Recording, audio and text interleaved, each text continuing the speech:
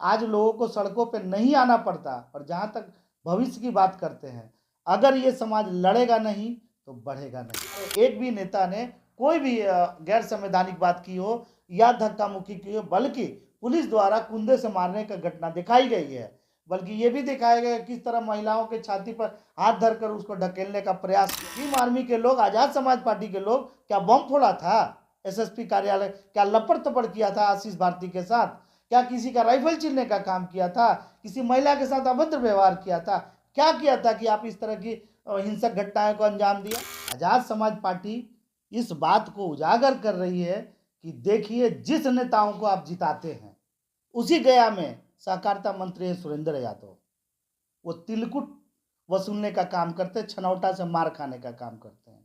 कहाँ गई थी उनकी मर्दानगी? मगध नरेश कहे जाते हैं। आतंक से सुरक्षा की बात मत कीजिए, आप मांग कीजिए कि हमें हथियार दो, हमें दबंगों से पुलिस प्रशासन की जरूरत नहीं है। हर एक गांव में आजाद समाज पार्टी ने मांग किया, ज्ञापन भी दिया है कि हर एक दलित बस्ती में, हर एक मुस्लिम बस्ती में 10-10 लाइसेंस बंदूक अनिवार्य रूप से दिया जाए। देखना चाहता हूं कि आप जो है अगर 10-10 बंदूक अगर दे देते हैं तो ये तय मानिए कि जितने भी बहादुर आज दबंग सामंती लोग कहे जाते हैं, उनकी सारी हिम्मतें जो है ना पछवाड़े में घुस जाएगी। अगर ये सरकार है और ये जितने भी जातिवादी सोच के लोग हैं, अगर सीधे तरीके से दे दिए होते अधिकार तो ये घटना नहीं करनी पड़ती। आप ये समझ लीजिए कि आप भीख से आपके अधिकार नहीं मिलने वाले हैं, अधिकार आपको छीनने पड़ेंगे। और ये समझाना पड़ेगा कि बाबा साहब का अधिकार सिर्फ भीख मांगने के लिए नहीं बल्कि छीनने के लिए भी बनते। जय भीम। जैसा कि आपका स्पष्ट कर देना चाहता हूं कि आज इस पीसी का जो उद्देश्य है, गया जिला में जो जिला प्रशासन खास करके पुलिस प्रशासन के खिलाफ आज़ाद समाज पार्टी भीम आर्मी ने एक आक्रोश मार्च रखा था और ज्ञापन सौंपने का कार्यक्रम था, ताकि ये प्रशासन को बताया जा सके कि किस तरह से जिले में लगातार जो है शोषित और वंचितों के अधिकारों को दमित किया जा रहा है। और उसमें पुलिस कहीं ना कहीं उसमें पार्टी दिख रही, उनके साथ खड़ा नजर आ रही है और उनके इस मिली भगत से आम लोगों के मौलिक अधिकार और कानूनी अधिकार छीने जा रहे हैं। लेकिन आज जो वहाँ जो घटना हुई, एक शांतिपूर्ण मार्च को उन्होंने हिंसक घोषित करके लाठीचार्ज किया और नेताओं को बुरी तरह पीटने का काम किया। सर, आप लोग पर आरोप लगा है कि भीड़ बुलाकर आप लोग पिटवाने का काम करते हैं। आजाद समाज पार्टी शोषित वंचितों की बात उठाती है। वहाँ जो लोग लाए गए थे वो कोई भीड़ के आदमी नहीं थे, भाड़े पे लाए गए लोग नहीं थे, जो आम आदमी और पार्टियां, राजनीतिक पार्टियां करती है। आप देख लीजिए कि गया जिला में ही एक चमार का लड़का स्टेटस लगाता है बाबा साहब का अपने व्हाट्सएप पे तो और फेसबुक पे, तो उसके लिए कुछ राजपूत जाति के उपद्रवी लोग उसको साथ मारपीट भी करते हैं और चाकू गोदने का काम करते हैं। तमाम इन शर्मनाक घटनाओं के बावजूद कहीं भी संवेदना गया पुलिस की नज़र नहीं आती है। साथ ही साथ लगातार जो है दबंगों द्वारा शोषित दलित वंचित समाज के जमीनों को बेदखल किया जा रहा है, उनको हड़पा जा रहा है, उस पर भी कोई कार्रवाई नहीं हो रही है। सर, आप लोग को वहाँ परमिशन नहीं मिला था सर प्रोटेस्ट करने के लिए? ये सरासर झूठ है। आप अगर कहेंगे तो मैं आपको व्हाट्सएप कर सकता हूँ। एसडीओ को भीम आर्मी प्लस आज़ाद समाज पार्टी ने 8 तारीख को ही दे दिया था और इस बात का परमिशन ले लिया था। परमिशन की जहाँ तक बात है, किसी भी आंदोलन को करने के लिए परमिशन की जरूरत नहीं होती, सूचना की जरूरत होती है। हमने सूचना दिया था, क्या हम विरोध करेंगे आपसे परमिशन लेके? तो ये बात कहना ये सरासर झूठ है। और वहाँ गया एसएसपी ऐसा अगर कहता है तो वो बेशर्मी कर रहा है।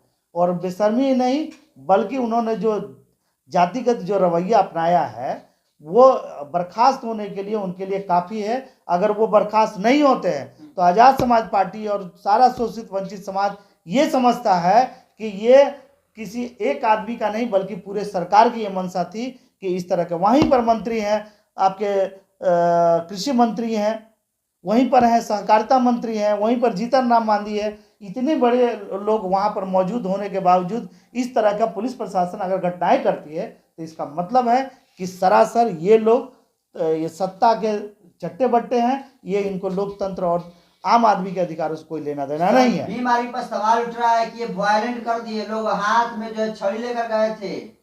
आप कैमरामैन हैं, आप लोग मीडिया ने आपका दिखाया गया है, मैं आप ही लोगों के वीडियो पर भरोसा करता हूँ। क्या आपने मैनिपुलेटेड किया?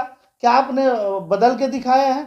मुझे तो कहीं ऐसा नहीं नजर आया कि हमारे एक भी नेता ने कोई भी गैर संवैधानिक बात की हो या धक्का मुक्की की हो, बल्कि पुलिस द्वारा कुंदे से मारने का घटना दिखाई गई है।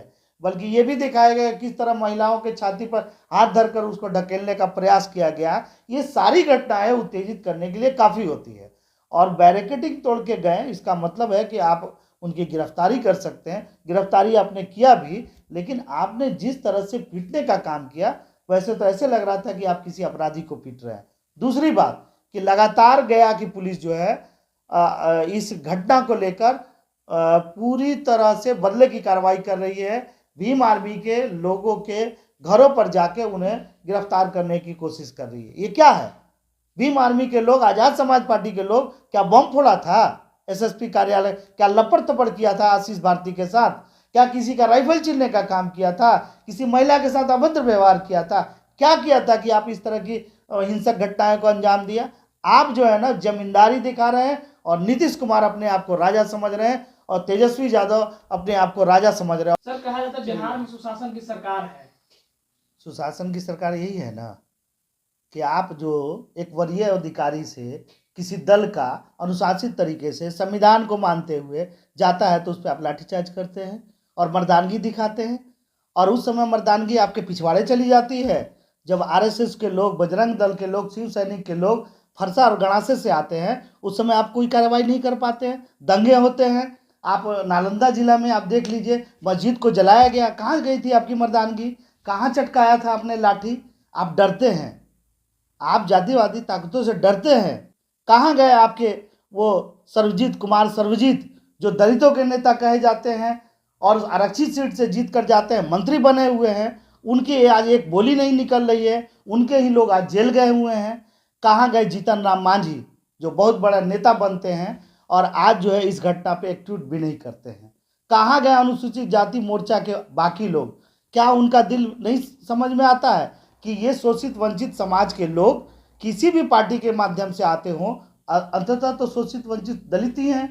तो मैं भाजपा के अनुसूचित जाति मोर्चा को अपील करता हूं, मैं कहता हूं, आरजेडी के लोगों को कहता हूं कि आप किसी दल की गुलामी क्यों कर रहे हैं? अपने समाज को बेच करके आप राजनीति करना चाहते हैं। अगर आप इस मुद्दे पे अगर बात नहीं उठाएं तो शोषित वंचित समाज के संवैधानिक अधिकार इसी तरह से लगातार कुचले जाएंगे। समाज को हक अधिकार कौन दिलाएगा? न्याय कौन दिलाएगा? कैसे न्याय मिलेगा? जब तक ले लोगों को ये समझ में नहीं आएगा कि शोषित वंचित समाज को करना क्या है। सबसे पहले तो आप अपने नेतृत्व का चुनाव बढ़िया से करें। और मैं इसके साथ ये भी अपील करना चाहता हूं कि अब आप प्रशासन से सुरक्षा की बात मत कीजिए। आप मांग कीजिए कि हमें हथियार दो, हमें दबंगों से पुलिस प्रशासन की जरूरत नहीं है।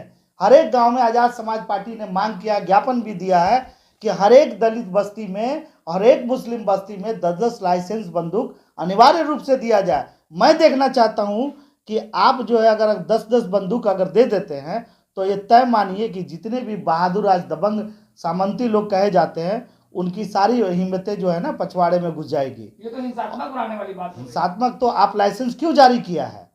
आप ऑन लोग प्रॉपर्टी की रक्षा के लिए सर, बड़े लोग अगर मेरी प्रॉपर्टी मेरी बकरी ही है तो आप इसको प्रॉपर्टी क्यों नहीं मानेंगे? हमारे लिए महल नहीं है, हमारे लिए जमीन नहीं, हम भूमिहीन है, हमारे लिए बकरी, हमारी इज्जत, हमारा सम्मान। इसके लिए क्या हमें सुरक्षा के लिए बंदूक नहीं मिलना चाहिए? आप सिर्फ अमीरों के, यानी ये अमीरों की सरकार है। तो जनता को चाहिए कि इस तरह के सोच वाली सरकार को बदलने की जरूरत है। एक लोगों को न्याय दिलाने के चक्कर में बहुत सारे लोगों के ऊपर एफआईआर हो गया, बहुत सारे विद्यार्थियों का भविष्य चौपट कर दिया आपके पार्टी ने।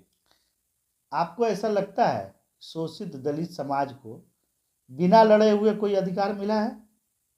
अगर ऐसा लगता है तो लगता है हम लोग भुलावे में हैं। आज हमारा संघर्ष निरर्थक है, बेकार है।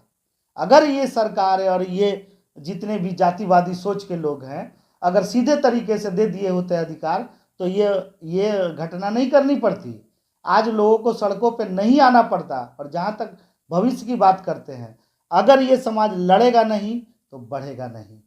आप ये समझ लीजिए कि आप भीख से आपके अधिकार नहीं मिलने वाले हैं, अधिकार आपको छीनने पड़ेंगे। और ये समझाना पड़ेगा कि बाबा साहब का अधिकार सिर्फ भीख मांगने के लिए नहीं, बल्कि छीनने के लिए भी बने हैं। पुलिस प्रशासन को आपकी जो प्रोटेस्ट टीम थी वो भड़काने का काम किया है। आप सबूत दीजिए, क्या भड़काने का काम किया? राइफल छीना, बम छोड़ा, गोली चलाया, किसी के साथ हाथापाई की, कोई भी सबूत दिखाइए। ये सब झूठी और मनगढ़ंत बातें कह के अपनी कमियों को ना छुपाइए। और हम जानते हैं कि आपके साथ बालू माफियाओं के साथ क्या गठजोड़ है, हमें मालूम है कि आप शराब माफियाओं के साथ आपका क्या गठजोड़ है, हमें मालूम है कि आप जमीन के अवैध धंधा करने वालों के साथ क्या है। जीतन राम मांझी जी से मैं पूछता हूँ, बहुत बड़े दलित के नेता हैं, बोध गया में जितनी जमीन है आज जो घरें बनी हुई हैं वो किन के हैं? किसी न किसी मांझी समाज, किसी न किसी चौधरी और पासवान समाज के लोगों के जमीनों पर दखल करके कॉलोनियां बसी है, जिस पर नगर परिषद आज जो है टैक्स वसूल रही है। आज एक आरटीआई कर दिया जाए तो ये सारे लोगों को, उसमें जीतन राम मांझी जी भी शामिल है उस जमीन को दखल करने में।